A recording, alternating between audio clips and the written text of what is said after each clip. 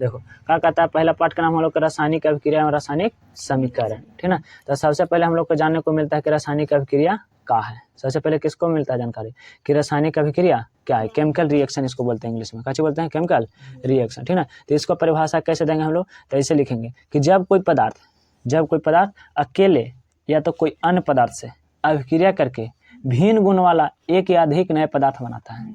जब कोई पदार्थ अकेले या किसी अन्य यौगिक से, है ना, मिल करके अभिक्रिया करके नया पदार्थ बनावे जो कि अपने से गुण क्या हो, भिन्न हो, उसे क्या कहेंगे हम लोग, रासायनिक अभिक्रिया, ठीक ना।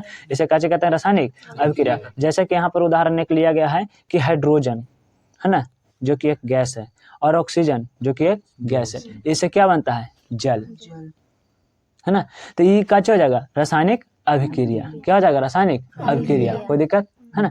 जब कोई, है ना, पदार्थ अकेले अथवा किसी अन्य पदार्थ से मिल करके, है ना, और कच्चे बनाता है, अपने से भिन्न यौगिक बनाता है, तो उसे कच्चे कहते हैं रासायनिक अभिक्रिया, ठीक ना। और इसको जब दर्शा देंगे तो उसको कहते हैं रासायनिक समीकरण, ठीक ना। तो इसमें आता है रासायनिक अभिक्रिया में दो तरह के आते हैं, एगो देखना जाए तो बायां तरफ है, एक देखा जाए तो दायां तरफ, ठीक ना। तब बायां तरफ वाला जो रहता है उसे कच्चे कहते हैं अभिकारक कहते हैं, ठीक है। बाकी देखने पर तरीका पर तीर के निशान से हम लोग डिपेंड करें कौन बायां है कौन दायां है, ठीक ना। तो यहाँ पर तीर के निशान से पता चला कि बायां तरफ है हाइड्रोजन और ऑक्सीजन, यानी कि जो अभिक्रिया में भाग ले रहे हैं तो कौन है, ऑक्सीजन और हाइड्रोजन, ठीक ना। तो जो अभिक्रिया में भाग लेते हैं, जो पदार्थ रासायनिक अभिक्रिया में भाग लेते हैं, है ना, और नए पदार्थ बनाते हैं, उसे क्या कहते हैं, अभिकारक। जो अभिक्रिया में भाग लेते हैं और नए पदार्थ बनाते हैं उसे क्या कहते हैं, अभिकारक, ठीक ना। तो यहाँ पर अभिकारक कौन सा है, हाइड्रोजन और ऑक्सीजन, कोई दिक्कत, हाइड्रोजन और ऑक्सीजन। और जो अभिक्रिया होने के बाद बनता है,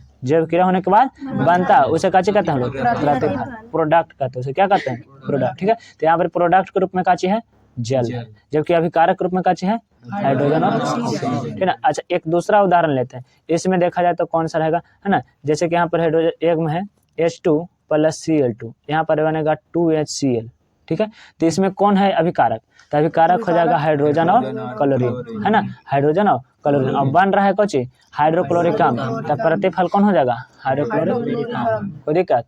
इसको दूसरी भाषा में इस तरह बोल सकते हैं कि तीर के निशान के जो बाएं तरफ होता है ना, वो अभिकारक होता है, तीर के दाएं तरफ जो होता है उसे कैसे कहते हैं, ठीक है ना। तो जिस तरह से बात याद हो वहाँ पर उदाहरण दे करके समझाया जा सकता है, ठीक है। तो इस तरह से कैसे हो गया, रासायनिक अभिक्रिया और अभिकारक और प्रतिफल। अगला टॉपिक आता है रासायनिक समीकरण, केमिकल रिएक्शन, ठीक ना। तो जब रासायनिक अभिक्रिया को, किसको, रासायनिक अभिक्रिया को जौन तत्व भाग लिया उसको सूत्र द्वारा, संकेत द्वारा, है ना, फार्मूला द्वारा, है ना, उसको लिख करके सजा दे, लिख करके बता दो, उसे कैसे कहते हैं, रासायनिक समीकरण, ठीक ना। पदार्थों के संकेतों एवं सूत्रों के सहायता से, है ना, उस अभिक्रिया को संक्षिप्त निरूपण करते हैं और उसे कैसे कहते हैं। जैसे कि हम लोग बोले कि हाइड्रोजन और ऑक्सीजन मिल करके बनाता है जल, बोलने पर कितना लंबा शब्द होगा, अगर उसी को शब्द उच्चारण करके तो कम से कम 2 से 3 लाइन में हो जाए। लेकिन जब वही संकेत में लिखते हैं कि H2 + O2 तीर के निशान H2O, तो बहुत छोटा सा हो जाता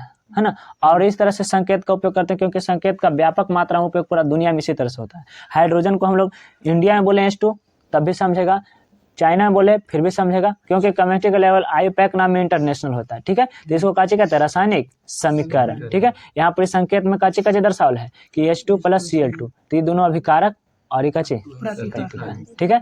इसके बाद आता है कि रासायनिक समीकरण लिखते कैसे हैं, इसका नियम, काची को लिखने के नियम, रासायनिक समीकरण लिखने का नियम, ठीक ना। अभिक्रिया में जितना तरह से जो प्रतिफल चाहे तो अभिकारक भाग ले रहा है उस सबको संकेत से दर्शाएंगे, किससे दर्शाएंगे, लेकिन ये भी संकेत का नियम होता है कि अभिकारक को बाएं तरफ दर्शाएंगे, अभिकारक को और प्रतिफल को दाएं तरफ। अपने से कभी करेंगे तो अपना बायां हाथ बायां साइड जाएगा, दायां हाथ दायां साइड, ठीक ना। जैसे कि हमें तीर के निशान दिए तो तीर के निशान देने एक मुंह खुला है, ठीक ना, इधर लिखा जाएगा प्रतिफल और इधर कैसे लिखा जाएगा, अभिकारक, ठीक है। और इसके बीच, है ना, अभिकारक में कम से कम तो 2 होगा, चाहे तो अकेले भी हो सकता है। जैसे कि देखा जाए, है ना, कि हाइड्रोजन के परमाणु, ठीक है, और हाइड्रोजन के परमाणु मिल करके क्या बनाएगा, हाइड्रोजन के अणु, सॉरी यहाँ पे हाइड्रोजन खाली रहेगा, मिल बनाएगा कच्ची हाइड्रोजन के अणु, ठीक है। हाइड्रोजन के परमाणु, ठीक है, एक ही प्रकार के तत्व है और मिल करके कच्चे बना, इससे भिन्न बना है। ये हाइड्रोजन परमाणु और ये हाइड्रोजन अणु दोनों एक दूसरे से काफी भिन्न है, ठीक है ना। जैसे कि इस पर उदाहरण पर नहीं समझ आता, ऐसे समझो कि देखो ये है ऑक्सीजन, ठीक है। और ये है नवजात ऑक्सीजन। ये दोनों मिलकर क्या बनाएगा, ओजोन, O3, जो कि सबसे काफी भिन्न होगा, है ना। है तो एक ही प्रकार के, इसलिए रासायनिक अभिक्रिया का तो परिभाषा होता है कि जब कोई पदार्थ अपनी या किसी अन्य पदार्थ, है ना, अपने यहाँ पर उदाहरण में आ जाएगा, और जो कि हाइड्रोजन ऑक्सीजन वाला था था अन्य पदार्थ था, तो अपने या अकेले, है ना, अपने अकेले या किसी अन्य पदार्थ से अभिक्रिया करके जो पदार्थ बनाता है जो कि इससे काची हो, भिन्न हो, तो इससे भिन्न है ओजोन, है ना। ओजोन परत के बारे में और आगे पढ़ेंगे, ठीक है। तो यहाँ पर ओजोन काची है,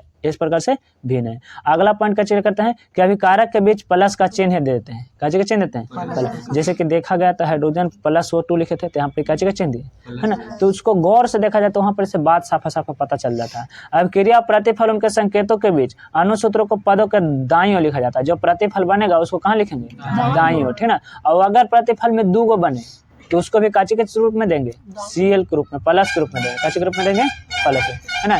जैसे कि यहाँ पर हम उदाहरण लेते हैं, देखा जाए तो ZnCO3, ठीक है, कैसे ZnCO3, ठीक ना। और ये अब क्या करेगा Mg, है ना, MgOH2, ठीक है। इसका नाम है मैग्नीशियम हाइड्रोक्साइड, इसका नाम है जिंक कार्बोनेट, ठीक ना। तो यहाँ पर क्या होगा कि अगर जिंक हाइड्रोक्साइड के साथ चल जाए और मैग्नीशियम कार्बोनेट के साथ आ जाए, ठीक है, तो बाहर में भी 2 तरह का मिलेगा, जो कि यहाँ पर जिंक के साथ कार्बोनेट है और यहाँ पे मैग्नीशियम के साथ कौन है, हाइड्रा ऑक्साइड, OH माने हाइड्रा ऑक्साइड, ठीक है। तो हाइड्रा ऑक्साइड आ जाएगा जिंक के साथ है, तो अलग प्रकार का यौगिक बन जाएगा। कार्बोनेट चल जाएगा मैग्नीशियम के साथ है, तो अलग प्रकार का यौगिक बनेगा। तो प्रतिफल में क्या बनेगा, तो प्रतिफल में बनेगा Mg, है ना, CO3, ठीक है। और साथ में क्या बनेगा, तो ZnOH2, ठीक है। यानी कि दोनों के बीच प्रतिफल में भी अगर 1 से ज्यादा आएगा तो उसको किस से दर्शाएंगे, प्लस चिन्ह से दर्शाएंगे। ये रासायनिक समीकरण लिखने का नियम है, कोई दिक्कत है ना। अगला एक और नियम कहता है, क्या कहता है कि अभिकारक और प्रतिफल के बीच तीर का निशान दिया जाता है।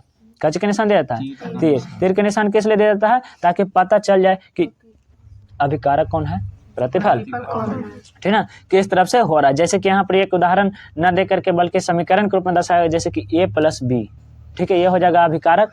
और यहाँ पर समीकरण के, है ना, चिन्ह दिया वाला कि इस तरह बनेगा, से कैसे हो जाएगा, प्रतिफल, कैसे हो जाएगा, प्रतिफल, ठीक ना। और यहाँ पर अभिकारक में 2 थे इसलिए प्लस का चिन्ह आया, और प्रतिफल में 2 था इसलिए कैसे आया, प्लस का चिन्ह। यही चीज को भाषा में लिखा है कि इस रासायनिक समीकरण में A और B अभिकारक है जबकि C और D प्रतिफल है। तीर चिन्ह बताता है कि A और B से अभिक्रिया कर करके C और D प्रतिफल बन रहे हैं।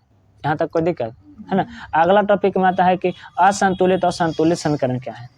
कौन समीकरण, असंतुलित और संतुलित समीकरण, ठीक ना। तो देखो असंतुलित समीकरण कैसे कहते हैं और संतुलित समीकरण कैसे कहते हैं, तो कोई एक को समझ आएंगे दूसरा अपने आप याद हो जाएगा, ठीक है। संतुलित समीकरण को सबसे पहले समझते हैं। संतुलित कहने का मतलब होता है कि बराबर, संतुलन बना रहे। जैसे कि तराजू पर देखा जाए तो एक तरफ बाट रहता है, एक तरफ समान रहता है, तो बाट और तराजू दोनों जब समान और बटखारा जब दोनों बराबर होता है तो संतुलन बन जाता है कि कांटा सीधा सीधा रहेगा, है ना। हालांकि अब तो डिजिटल हो गया है जेकरा वजह से ये सब देखने को नहीं मिलता है, ठीक ना। लेकिन यहाँ पर संतुलित होता है कि तीर के इस तरफ बाएं तरफ और दाएं तरफ, तीर के बाएं तरफ और दाएं तरफ दोनों तरफ परमाणु की संख्या क्या हो, बराबर हो, तो हम समझ जाएंगे कि समीकरण क्या है, संतुलित है। क्या चीज है, संतुलित। यदि किसी रासायनिक अभिक्रिया में प्रतिफल और अभिकारक दोनों तरफ परमाणु की संख्या बराबर होती है तो उस प्रकार के समीकरण को क्या कहते हैं, संतुलित समीकरण।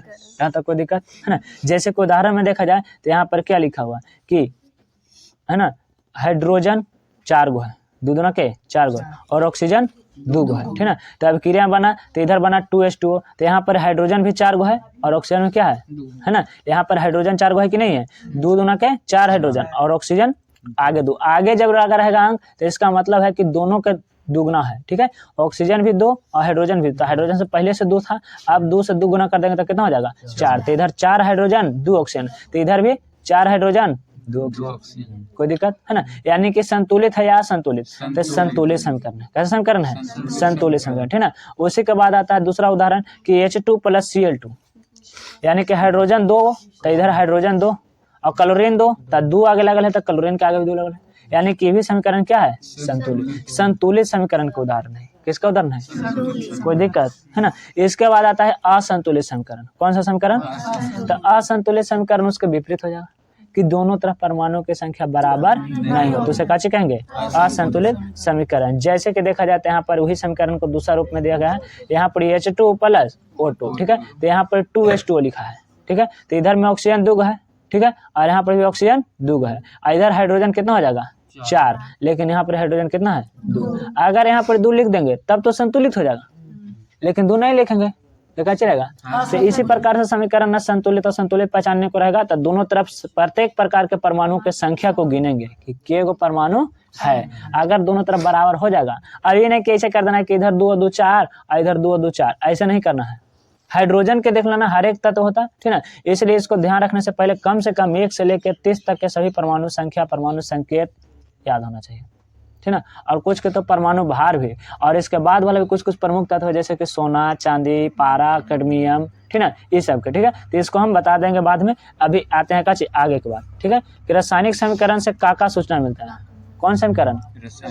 रासायनिक समीकरण तो दर्शा दिए संकेत या सूत्रों द्वारा से वाची का सूचना मिलता था। सबसे पहले ये पता चल जाता है कि उसमें कौन कौन सा तत्व भाग लिया है, कौन कौन सा तत्व है ना। जैसे कि अब बताओ, कहीं पर लिखा रहेगा इसे करके 2, इसका मतलब समझ जाएंगे कि केमिस्ट्री में इसको काची कहते हैं, तो काची कहते हैं इसको, है ना, ऑक्सीजन कहते हैं, इसको काची कह देंगे? ऑक्सीजन कह देंगे, ठीक है, लेकिन यही ना कह के ऐसे रहे तो काची कह देंगे इसको? हाइड्रोजन गैस है, ठीक है, O2 के रूप में रहता है तो ज्यादातर द्विपरमाणुक होता है, ठीक है ना, गैस होता है। यह कहता है, लेकिन कोई जरूरी नहीं कि सब गैस ही हो, ठीक है ना, जो गैस है सो, जैसे कि हाइड्रोजन गैस है, हीलियम गैस है, तो हीलियम एक परमाणुक होता है, एकरा में He2 नहीं लिखता क्योंकि इसके अष्टक पूरा भरे होते हैं, ठीक है ना। आगे कहता है कि यदि यह बताता है कि कौन कौन से पदार्थ में भाग ले रहे हैं और अभिक्रिया के बाद कौन कौन सा पदार्थ बन रहा है, दोनों तरफ बताता है, ठीक है ना। और क्या बताता है कि परमाणुओं में अणुओं की संख्या भी पता चलता है। कैसे पता चलता है? अणुओं की संख्या, कि कितने अणु भाग ले रहे हैं। अगर संतुलित समीकरण है तो प्रतिफल और अभिकारक दोनों तरफ अणुओं की संख्या बराबर रहेगी। असंतुलित है तो दोनों बराबर नहीं होगा। बात को समझ रहे हो, है ना। आगे के भाग में कहता है कि यह अभिक्रिया के फलस्वरूप निर्मित प्रतिफल के अणुओं परमाणुओं के अपेक्षित संख्या की जानकारी देता है। मतलब कि कितना कितना अभिक्रिया में भाग लिया इसका जानकारी भी दे देता है। कौन देता है? तो रासायनिक अभिक्रिया, रासायनिक समीकरण, ठीक ना। यह अभिक्रिया के प्रतिफल और मोलों के अनुपात जानकारी देता है। मोल अनुपात किसे कहते हैं? जैसे देखा जाए तो H2 प्लस बना O2 कच्चे बना 2H2O, ठीक है। तो यहाँ पर इसके आगे वाला संख्या को कहते हैं मोल। तो यहाँ पर कुछ नहीं तो 1 है, यानी कि 1 मोल हाइड्रोजन, कुछ नहीं तो 1 है तो 1 मोल ऑक्सीजन। तो जब 1 मोल हाइड्रोजन ऑक्सीजन से मिलता है तो क्या बनता है? 2 मोल जल बनता है। कितना होता है? 2 मोल, है ना। तो मोल के संख्या भी दर्शा देता है ना। कैसे बताता है? मोल आयतन भी उसी को कहते हैं यहाँ पर, ठीक है। आया कहता है कि अभिकारकों और प्रतिफलों के द्रव्यमान का अनुपात भी बताता है। कैसे बताता है? द्रव्यमान का अनुपात। और यह गैसीय प्रतिफल का आयतन भी, है ना। जैसे कि देखा जाए यहाँ पर एक उदाहरण से, पहला क्या उदाहरण कि नाइट्रोजन, है ना, और हाइड्रोजन कैसे बना? अमोनिया। क्या होता है जब नाइट्रोजन और हाइड्रोजन से क्या करता है? अमोनिया बनता है। क्या होता है जब नाइट्रोजन हाइड्रोजन से क्या करता है? अमोनिया बनता है। तो यहाँ पर देखने में पता चलता है कि नाइट्रोजन के कितने परमाणु है? तो 2 परमाणु है। नाइट्रोजन कितने परमाणु है? और हाइड्रोजन के टोटल कितने परमाणु है?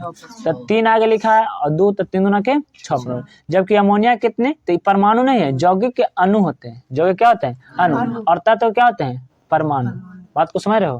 तत्व क्या होता है? परमाणु। और यौगिक क्या होते हैं? अणु। इसका 2 अणु है। कितना अणु है? 2 अणु। और इसके बाद देखा जाए तो नाइट्रोजन कितना मोल है? तो 1 मोल है। कुछ नहीं आगे तो कितना मोल है? 1 मोल। और हाइड्रोजन कितना मोल है? 3 मोल है। और जबकि अमोनिया कितना मोल है? 2 मोल है, ठीक ना। और उसके बाद पता चलता है क्या कि किसका भार कितना है ना। तो नाइट्रोजन का भार कितना होता है? 14। और यहाँ पर N2 है तो 2 से गुना कर देंगे तो कितना हो जाएगा? 14 दूना के 28, ठीक ना। तो यहाँ पर ये नाइट्रोजन का भार कितना हो जाएगा? तो 28 ग्राम, ठीक ना। 28 ग्राम प्रति मोल इनवर्स। ऐसे AMU में इसको दर्शाते हैं भार। क्या चीज में दर्शाते हैं? AMU अर्थात एटॉमिक मास यूनिट, ठीक ना, ठीक है। अथवा ग्राम प्रति मोल इनवर्स में दर्शाते हैं कि ग्राम प्रति मोल इनवर्स। दोनों है किसका मात्रा? तब परमाणु द्रव्यमान के मात्रा, ठीक ना। और इसके बाद देखा जाए तो किसका? इसके बाद आता है हाइड्रोजन का, ठीक है। तो हाइड्रोजन का भार 1 होता है। यहाँ पर कितना है? 6 परमाणु, तो 6 गुने 1, यानी कि इसका द्रव्यमान कितना हो जाएगा हाइड्रोजन वाला का? तो 6 ग्राम, है ना, यानी 6 ग्राम प्रति मोल इनवर्स। और अमोनिया का, तो अमोनिया का देखा जाए तो इसमें टोटल जोड़ देंगे। कैसे निकालेंगे अमोनिया का? तो अमोनिया कैसे निकालेंगे से देखा जाए यहाँ पर कि कितना है? 2 है, ठीक ना। और नाइट्रोजन का कितना होता है? 14। और हाइड्रोजन का कितना है? 1, तो 3 गो है तो 3, तो 14 3 17, तो 1 के तो 17 हो गया, 2 कितना हो जाएगा? 34। अर्थात अमोनिया का पूरा भार कितना यहाँ पर है? 34, ठीक ना।